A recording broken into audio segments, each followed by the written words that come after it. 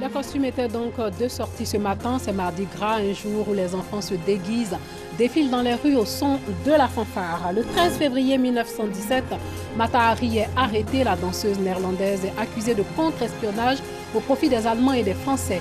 Elle est fusillée par la France comme première espionne pendant la Première Guerre mondiale. Bonsoir et bienvenue dans le 19h. Le déguisement est à l'honneur aujourd'hui, c'est mardi gras, une tradition chaque année dans les écoles.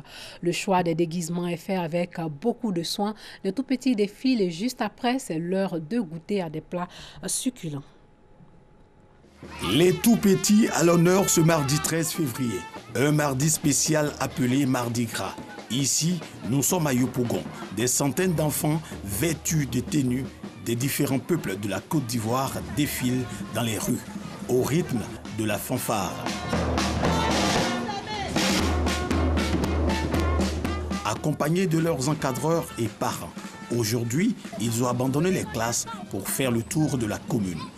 Leur présence attire les regards des populations. C'est un moment d'évasion pour eux. Le Mardi Gras est une période festive qui marque la fin de la semaine des 7 jours gras. Mardi Gras, dans la commune d'Abobo, les tout petits du groupe scolaire, les pingouins, se sont déguisés en divers modèles de vêtements, un symbole du respect de cette traditionnelle fête religieuse.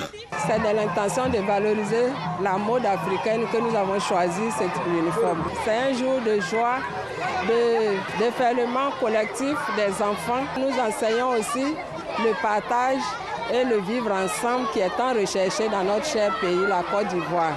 Je suis venue pour fêter. Je suis habillée parce que je veux être une vieille. Du côté de Angré, dans la commune de Cocody, différents corps de métiers sont valorisés. À la maternelle, le royaume des enfants, les tout petits aspirent à devenir policiers, avocats, médecins et préfets. Nous avons voulu représenter tous les corps de métiers en Côte d'Ivoire pour montrer au public que ces corps de métier existent et c'est très important pour nous de voir nos enfants réussir un jour et pratiquer ces métiers-là. Je suis contente de fêter Mardi Gras. Mardi Gras est une période festive qui marque la fin de la semaine des 7 jours gras, autrefois appelés jours charnels. Le Mardi Gras est suivi par le mercredi des cendres et le carême où les chrétiens sont invités à manger maigre en s'abstenant de viande. Il vient de le dire, le Mardi Gras est suivi par le mercredi des cendres et demain, le prêtre avec les cendres qui proviennent des rameaux de l'année précédente brûlés pour l'occasion les dépose sur le front des fidèles. Le mercredi des cendres marque l'entrée officielle en carême et dans le cycle pascal. Demain, c'est aussi la Saint-Valentin, la fête dite des amoureux. Les couples se préparent pour donner une connotation toute particulière à cette fête. Mais comment les personnes seules appréhendent-elles ce jour? Une chose est sûre, la fête de la Saint-Valentin gagne de plus en plus de place dans le cœur des Ivoiriens. Le reportage de Dangui Dangui. Saint-Valentin. Pour moi, c'est temps passé. Parce que je suis vieille. Quand je suis jeune fille, là, je connais, mais alors là, je suis temps passé. Elle n'est pas la seule. Ici au quartier, mon mari m'a laissé, dans la commune de Yopougon, à penser que la célébration de la fête de Saint-Valentin comme fête des amoureux est une affaire de jeunes gens. J'étais amoureuse. Maintenant, là, je suis devenue âgée. J'ai atteint la ménopause. Donc, je ne sais même plus l'amour. Après les cadeaux, les sorties, on va au lit pour concrétiser son amour. Ce qui n'est pas le cas de ces hommes du troisième âge de ce quartier. Eux refusent de se mettre à l'écart de cette fête des amoureux. En tant qu'homme, je suis amoureux. Ça fait plus que 42 ans que je suis ensemble avec ma femme. Donc c'est parce que j'aime ma femme. Voilà pourquoi on a fait 42 ans, on a eu 13 gosses. Donc j'aime ma femme, je dois lui faire un cadeau parce que toujours elle se rappelle de moi. Ah, moi j'aime mon amoureux, moi j'aime ma femme, hein? Mais je n'ai pas go derrière, lui de Valentin. Je vais chercher quelque chose à ma femme, donner lui et puis on va manger ensemble. Comme eux, les partisans de la Saint-Valentin se préparent, souvent secrètement, à ne pas rater ce rendez-vous des amoureux. Je pense que c'est une bonne fête parce que c'est fait pour les amoureux. Je compte sortir comme toutes les femmes aussi. Oui, j'ai un amoureux et j'ai déjà payé son cadeau. J'ai payé des t-shirts de marque fallait lui remettre parce qu'il aime les trucs, les premiers choix, les magasins. Donc c'est ce que je vais faire pour lui. C'est ceux qui ne sont pas amoureux qui ne fêtent pas. Sinon moi je suis très amoureuse, donc c'est normal que je dois faire. Autant dire que le 14 février, jour de la Saint-Valentin ou de la célébration de la fête des amoureux, gagne de plus en plus de place dans les habitudes et dans les cœurs des Ivoiriens. Et puis le poème d'amour le plus long du monde est né en 1844 en Slovaquie, 2900 lignes d'un écrivain Ducru. Aujourd'hui, la petite ville médiévale veut se muer en un lieu de pèlerinage pour les amoureux du monde entier grâce à une banque de l'amour créée pour stocker leurs histoires. Ce tunnel est une chambre forte pas comme les autres. Ici, dans cette maison du centre de la Slovaquie, on ne stocke pas de lingots d'or, mais des preuves d'amour. Au mur, les vers du poème Marina, le plus long poème d'amour au monde, cachent 100 000 petites boîtes qui attendent leur propriétaire. Dans ces boîtes, vous pouvez mettre une photo, une lettre d'amour, un billet d'entrée ou quoi que ce soit qui préserve la magie de votre histoire d'amour. Maria Pislova, qui a donné son nom au célèbre poème, était la muse du poète slovaque Andrej Sladkovič. En 1844, ce dernier a écrit 2900 lignes pour conter son amour malheureux, la jeune femme ayant été forcée par ses parents à épouser un riche fabricant de pain d'épices. Transformée en musée, la maison de Maria Pislova à Bańska Štiavnica a vocation à devenir l'épicentre de l'amour. Je me souviens du poème Marina parce que c'était une lecture obligatoire à l'école. C'était la célébration d'un amour passionné, insatisfait. Les dépôts à la Banque de l'amour ont lieu plusieurs fois par an. La prochaine ouverture est la Saint-Valentin et le contenu des boîtes est parfois surprenant. La chose la plus bizarre qu'on ait, c'est une dent de lait d'une fillette de 8 ans qui est tombée ici pendant la visite. Ses parents ont décidé de la mettre dans la boîte parmi d'autres objets. Remplir les 100 000 boîtes du tunnel prendra sans doute plusieurs années. Les auteurs de l'exposition espèrent ainsi faire de la maison de Maria Pislova un lieu de pèlerinage mondial pour les amoureux. Aujourd'hui, c'est la 7e édition de la Journée mondiale de la radio, invention de la fin du 19e siècle. La radio a sa journée mondiale depuis 2011. Le thème de cette journée, radio et sport. La radio et les sports ont le pouvoir de rassembler et d'unir les communautés, d'encourager le respect et l'inclusion et de promouvoir les valeurs universelles de non-violence, de solidarité et de tolérance. Le Congrès national africain a confirmé avoir exigé du président sud-africain Jacob Zuma qu'il quitte le pouvoir. Jacob Zuma, dont le second et dernier mandat expire en 2019, est empêtré dans de nombreux scandales de corruption qui ternissent l'image de l'ANC. Il n'est pas contraint constitutionnellement de se soumettre à la décision de son parti. S'il refuse d'obtempérer, le parti peut saisir le Parlement et voter une motion de défiance. En cas de démission du président, le vice-président de l'Afrique du Sud, Cyril Ramaphosa, président de l'ANC, le remplacera.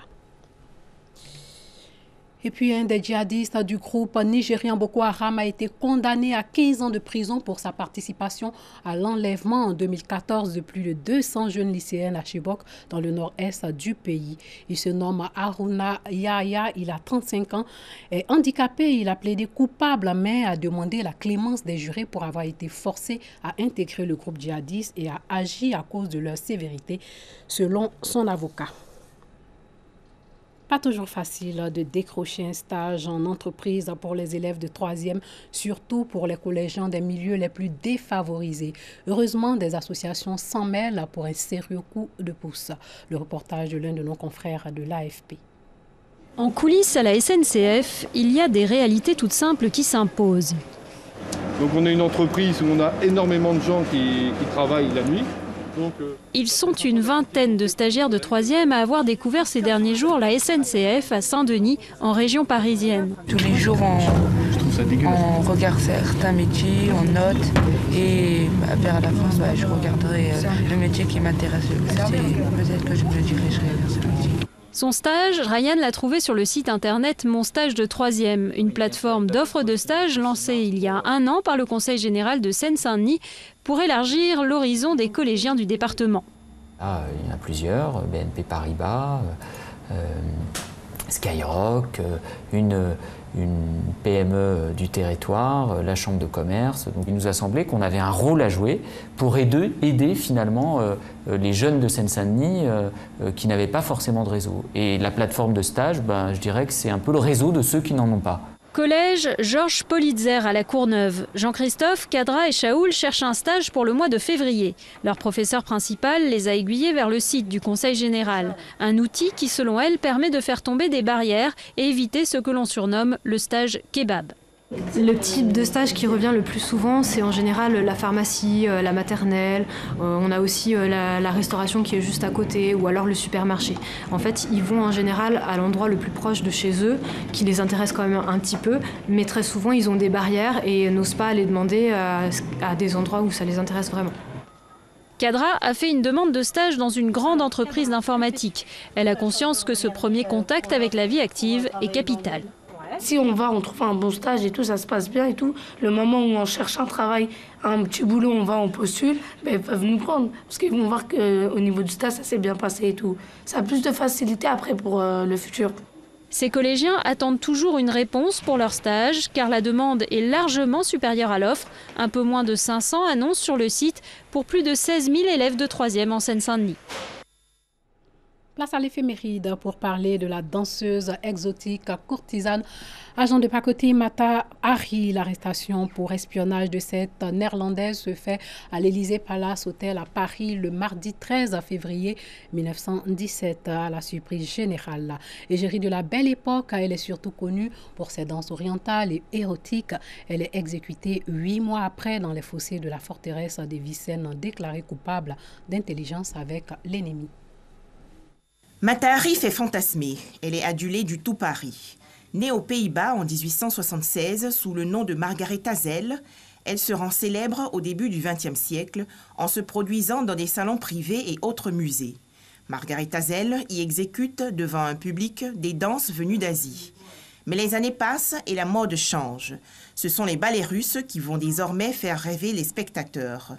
Lorsque la Première Guerre mondiale éclate en 1914, Margaretha Zell retourne dans son pays. En 1916, elle est sollicitée par le consul d'Allemagne qui lui propose de l'aider financièrement en échange de renseignements. Margaretha Zell devient l'agent H21. À ce moment-là, Mata Hari se dit qu'elle va pouvoir, comme espionne, manipuler les hommes comme elle a pu le faire par ses charmes avant la guerre. Elle se transforme plus tard en agent double lorsque le capitaine Georges Ladoux, officier français du contre-espionnage, lui propose aussi de travailler pour la France. Malheureusement, les services allemands vont flairer la combine. Ils envoient alors délibérément des messages cryptés mentionnant l'agent H21 dans le but qu'il soit intercepté par la France. Le piège fonctionne. Le 13 février 1917, l'espionne Mata Hari est arrêtée à Paris. Le 15 octobre 1917, à l'âge de 41 ans, Margaretha Zell est condamnée à mort pour intelligence avec l'ennemi en temps de guerre. Merci à Anne-Zélie Kayoura et Juliette Ouéa qui nous ont ramené 101 ans en arrière pour l'histoire. Voilà, c'est tout pour ce soir. Merci de nous avoir suivis. Surtout, portez-vous bien.